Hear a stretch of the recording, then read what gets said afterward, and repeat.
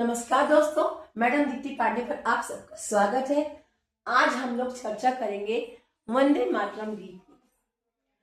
वंदे मातरम एक ऐसा गीत है जिसको सुनते ही हमारे दिल में एक देश प्रेम की लहर दौड़ उठती है। एक ऐसा गीत जिसने पूरे इतिहास में अपना नाम दर्ज करवा लिया।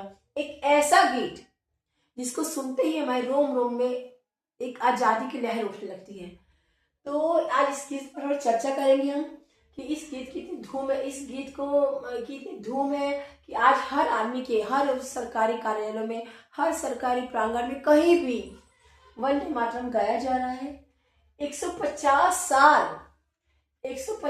साल का लंबा समय बीत गया इस गीत को गाते गाते। तो आज इस पर हम कुछ चर्चा करेंगे। देखिए बच्चों, वंदे मातरम ये गीत एक ऐसे इंसान ने लिखा था, एक जो सरकारी अफसर थे, उनका नाम था बंकिम चंद्र चट्टोपाध्याय। इनको लोग बंकिम चंद्र चटर्जी भी बोलते हैं। थोड़ा मेरा गला बैठा हुआ है तो बोलने में दिक्कत हो रही है, सॉरी। इनको लोग बंकिम चंद्र चटर्जी भी बोलते हैं, ठीक है। तो इन्होंने ये गीत तब लिखा जब अंग्रेजों ने ये विचार किया कि कोई भी उस वक्त उस जमाने के सरकारी दफ्तरों में उनकी जो नेशनल एंथम है वो गाया जाए, ब्रिटेन का। ओके, तो इनको लगा, ये बोले कि हमारा देश, हमारी संस्कृति, हमारे लोग, हमारी अपनी भारत माता, तो उनको छोड़कर हम लोग इनका नेशनल एंथम हम लोग क्यों गाएंगे। तो इनको ये कुछ अटपटा सा लगा, ठीक है। तब इन्होंने ऐसे ही बैठे बैठे एक गीत लिखा, वंदे मातरम, वो गीत लिखा। ओके, वो गीत एक कागज पर लिखा इन्होंने। तो वो गीत लिखने के बाद लिखा, इनके मन में संतुष्टि हो गई, ठीक है। अब ये समझिए कि वो गीत सबकी जबान पर कैसे चढ़ा। वो फिर इन्होंने क्या बोलते हैं, इन्होंने 1882 में, 1882 में इन्होंने एक उपन्यास लिखा। उसका नाम था आनंद मठ, ठीक है। उस आनंद मठ उपन्यास में, वो उपन्यास जो है घर घर गया और जहां जहां वो उपन्यास गया उसमें जो सन्यासी था, उसका जो कैरेक्टर था, ठीक है, उस सन्यासी कैरेक्टर था उस उपन्यास में, उस सन्यासी ने ये गीत गाया था, वंदे मातरम, देशभक्ति के ऊपर ये गीत गाया था। और वो गीत घर घर पहुंच गया। घर घर में इस गीत ने अपनी एक पहचान बना ली और लोगों के मुंह पर चढ़ गया कि देशभक्ति वाला गीत है। और ये देखिए, ये जो गीत है वंदे मातरम हमारी जुबान पर चढ़ा, लेकिन असली ये गीत कब फेमस हुआ, जब रविन्द्रनाथ टैगोर, जानते हैं, प्रथम नोबेल पुरस्कार विजेता रविन्द्रनाथ टैगोर, ये किसी परिचय के मोहताज नहीं, ठीक है। तो इन्होंने इस गीत को 1896 में, 1896 में इन्होंने ये गीत गाया, ठीक है। कांग्रेस के अधिवेशन में गाया ये गीत इन्होंने, और उनकी जुबान में गाया हुआ गीत ये अमर हो गया। ये हर इंसान की जुबान पर चढ़ गया। ये गीत वंदे मातरम, मतलब ये गीत जो है उन्होंने लिखा था बंकिम चंद्र चट्टोपाध्याय ने, लेकिन उसके बाद देखिए ये गीत लिखा था, लिखकर वो भूल गए, कागज में एक लिखकर छोड़ दिया उन्होंने। उसके बाद जब उनका उपन्यास आया उसमें ये गीत घर घर पहुंच गया। उसके बाद देखिए इसी गीत को हमारे रविन्द्रनाथ टैगोर जी ने गाया और ये गीत अमर हो गया, उनकी जुबान में ये गीत अमर हो गया। तो ये गीत जो है ये लिखा गया था संस्कृत में। जान लीजिए बच्चों कि जो वंदे मातरम गीत है ये संस्कृत में लिखा गया था। 2 पहरे संस्कृत में, बाकी के 2 पहरे बांग्ला भाषा में लिखे गए थे। लेकिन वो थोड़े धर्म से संबंधित लोगों ने उस पर वो कर दिया, रिएक्ट करा कि जो लास्ट के जो बांग्ला भाषा में लिखा गया था जो 2 पहरे, वो जो है क्या बोलते हैं, धर्म विषय से संबंधित थे।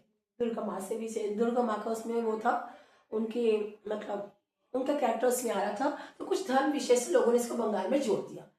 तो लेकिन इसको मान्यता मिली तब एक दो जो पहले शुरू वाले जो संस्कृत में लिखे गए थे, संस्कृत सबकी भाषा है, उसको मान्यता मिली और इस गीत को हमारे नेशनल सॉन्ग के रूप में इस गीत को हमारी मान्यता मिल गई। लोगों ने इसको एक्सेप्ट करा, सबके जुबान पे चढ़ गया। उस समय की जो सिचुएशन थी, लोग देश की आजादी के लोग संघर्ष कर रहे थे, उस समय हर क्रांतिकारी के दिल में देश प्रेम का जज्बा था जो इस गीत को गा के पूरा हो। ये गीत जहां बजता था, लगता था कि हम लोग के अंदर एक उमंग की लहर उठने लगती थी। तो इस गीत ने इतिहास रच दिया और इस गीत को नेशनल सॉन्ग के रूप में मान्यता मिली। तो नेशनल सॉन्ग हमारा किसने लिखा? राष्ट्रीय गीत किसने लिखा? बंकिम चंद्र चट्टोपाध्याय ने। वंदे मातरम हमारा राष्ट्रीय गीत है, ठीक है। ये संस्कृत में लिखा गया था। इसमें 3 चीजें हैं। देखिए, पहली बार जब लिखा गया था ये 1875 में, 1875 में ये गीत लिखा गया था। उसके बाद कई सालों के बाद 1882 में ये गीत फिर चर्चा में आया जब आनंद मठ में एक सन्यासी ने इस गीत को गाया। ओके, इसके बाद 1896 में रविन्द्रनाथ टैगोर ने जब गाया तो ये गीत अमर हो गया। तो इसमें 1875 में लिखा गया, 1882 में इसको उपन्यास में प्रकाशित किया गया। उसके बाद खुद मुंह से रविन्द्रनाथ जी ने ये गाना गाया, रविन्द्रनाथ टैगोर जी ने गाया और ये गीत अमर हो गया। तो ये वंदे मातरम गीत है। तो ये भी जो गीत हम गाते हैं ये नेशनल एंथम की तरह ही है, मतलब देश प्रेम का है। ये हमारी भारत माता को, हमारी जननी, जिस धरती माता को हम लोग अपनी माँ कहते हैं, ये उनको समर्पित है। हमारी माँ उस समय में भारत माता कोई सटीक चित्र नहीं था, ऐसा कुछ नहीं था। उसकी भी लंबी कहानी है, मैं आपको बाद की वीडियो में अपने बताऊंगी। तो वो भी बंगाल के ही कोई चटर्जी थे, उनका नाम था। उन्होंने वो गीत जो है क्या बोलते हैं, भारत माता की तस्वीर को जो पहली बार पेश किया था। तो आज हम चर्चा करें वंदे मातरम गीत पर। तो ये आपकी समझ में आ गया होगा जो मैंने समझाया। अब इस गीत को देखिए, जैसे हम राष्ट्रगान गाते हैं, नेशनल एंथम गाते हैं, जन गण मन, जो रविन्द्रनाथ टैगोर जी ने लिखा था, उसमें हमें एकदम सावधान मुद्रा में हम लोग रहते हैं। लेकिन वंदे मातरम के लिए ऐसी मुद्रा की आवश्यकता नहीं है। लेकिन फिर भी हम अपनी भारत माता को, देश को सम्मान देने के लिए, अपनी माँ को सम्मान देने के लिए हम लोग खड़े होकर गाते हैं। पोजीशन कोई भी होगी इसमें, कोई बाउंडेशन इसमें नहीं है, लेकिन फिर भी उनकी सम्मान के लिए हम लोग सावधान की मुद्रा में गाएंगे तो बेटर रहेगा। तो इस गीत को, थोड़ा गलत बैठा हुआ है, आवाज थोड़ी मेरी वो हो रही है, लेकिन इस गीत को मैं चाहूंगी कि मैं इसको गाऊं आप लोगों के समक्ष। तो ये गीत हम स्टार्ट करते हैं।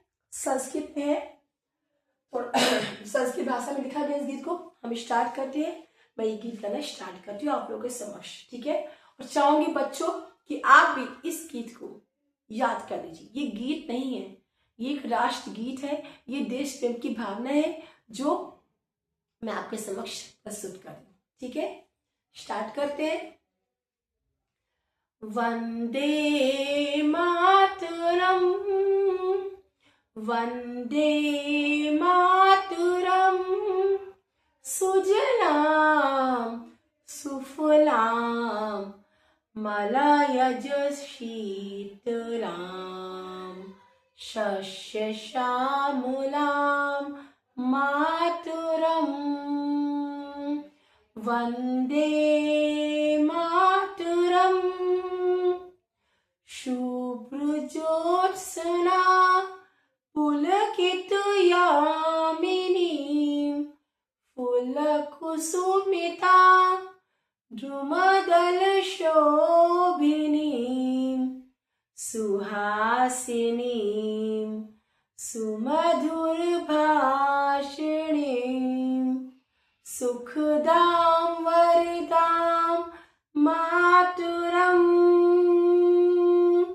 वंदे मातरम, वंदे